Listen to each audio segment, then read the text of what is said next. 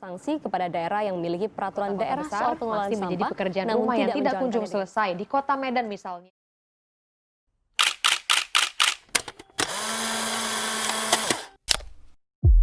Indonesia menempati peringkat keempat jumlah penduduk tertinggi di dunia. Semakin tingginya pertumbuhan penduduk, maka pembangunan di Indonesia akan semakin meningkat. Pembangunan infrastruktur di Indonesia telah meningkat selama 5 tahun terakhir. Pada 2019, anggaran negara yang dialokasikan untuk pembangunan infrastruktur meningkat sebesar 62% dari 5 tahun terakhir. Alhasil, Indonesia menempati peringkat ke-52 dalam pilar infrastruktur atau naik 9 peringkat dibandingkan 5 tahun sebelumnya. Lalu, di mana permasalahannya? Semakin tingginya jumlah pertumbuhan penduduk, maka kebutuhan rumah tangga akan semakin meningkat. Contohnya, penggunaan plastik secara terus-menerus, khususnya styrofoam. Kita lihat sekarang, bumi kita sedang tidak baik-baik saja. Pada tahun 2018, sebanyak 590.000 ton sampah masuk ke laut Indonesia didominasi oleh sampah styrofoam. Ditambah lagi dengan pembangunan yang belum merata dan kawasan yang padat penduduk membuat tumpukan sampah semakin lama semakin meningkat. Sampah organik menjadi permasalahan besar di Indonesia. Tahukah kalian, sampah organik memiliki masa penguraian sampai 1 juta tahun lamanya untuk botol kaca. Tetapi, berbeda dengan sampah styrofoam, ia dijuluki sebagai sampah abadi atau sampah yang tidak bisa terurai sama sekali. Di balik tumpukan sampah di TPS daerah kita, tak jarang kita lihat UMKM seperti pemulung. Lantas, apa yang harus kita lakukan untuk memanfaatkan sampah abadi ini menjadi produk yang berguna bagi masyarakat serta mendukung jalannya UMKM, khususnya pemulung?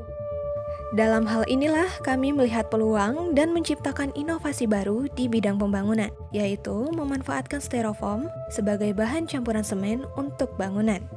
Kami memiliki 2 proses dalam pembuatan produk ini.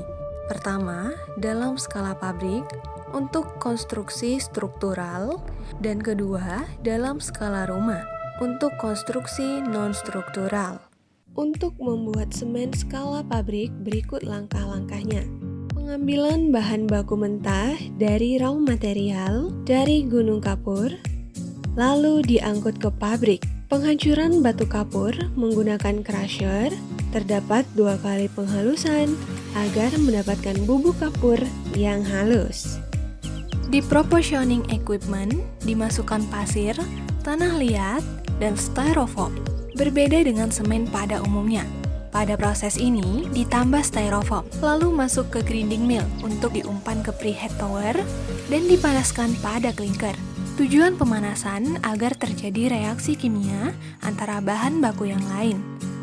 Setelah itu, masuk ke clinker cooler, di mana uap panas akan masuk ke dalam preheat tower.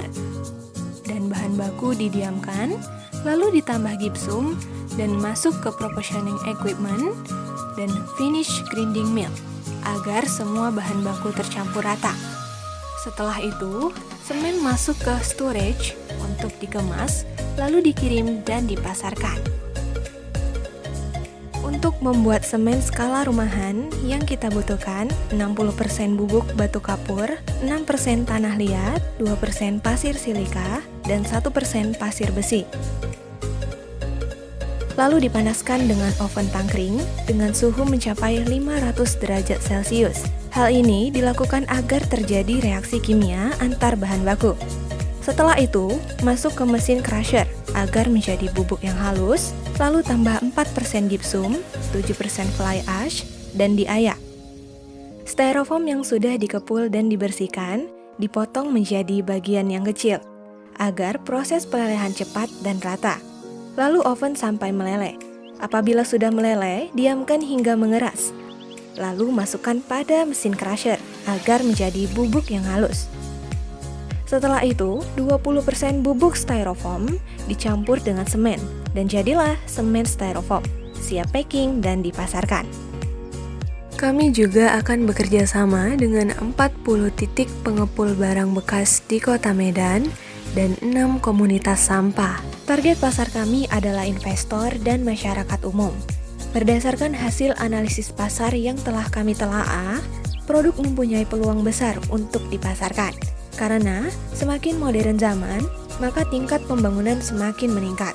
Benefit yang diberikan produk pun tidak hanya sekedar profit belaka, tetapi mendukung program Go Green, mendukung UMKM pemulung, menaikkan nama komunitas sampah, mengedukasi masyarakat, membuka lapangan pekerjaan, dan mendukung perekonomian. Sebagai wadah pemasaran dan edukasi masyarakat tentang produk ini, serta bahaya sampah styrofoam. Selain untuk pembangunan, produk kami juga menghasilkan suatu kerajinan, seperti pot bunga semen, batako, paving block, pancuran batu alam, median jalan, dan masih banyak lagi. Produk ini akan dipasarkan dengan harga Rp38.500 per 5 kilo semen styrofoam, break even point berdasarkan rupiah yang diperoleh Rp10.972.200. Keuntungan maksimum Rp4.1.460,